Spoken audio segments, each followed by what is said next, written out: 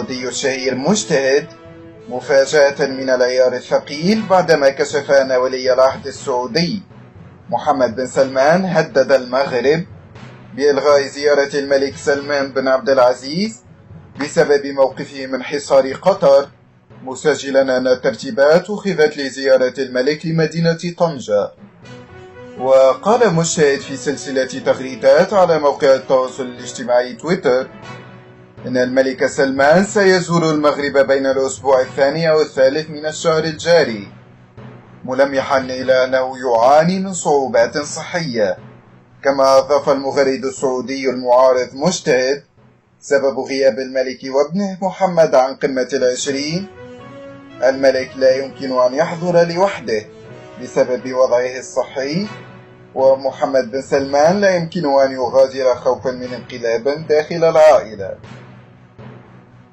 كما أفاد: وكان ابن سلمان هدد بإلغاء الزيارة التي تجلب مبالغ هائلة للمغرب إذا لم تشارك في مقاطعة قطر، لكنه اضطر للتراجع بعد أن تجاهل المغرب تهديده. وشدد على أن الجدير بالذكر أن الملك تعرض لوعكة خفيفة نهاية رمضان، وقد يتدهور وضعه الصحي أو تضطرب الأحوال ويضطر الديوان لإلغاء الزيارة بعد صرف مئات الملايين.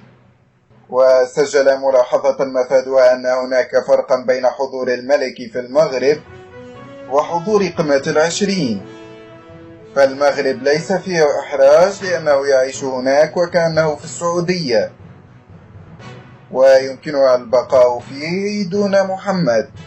وعلى كل حال يشك مجتهد في قدرته على الذهاب هناك بسبب وضعه الصحي، وكذلك بسبب توتر الوضع داخل العائلة.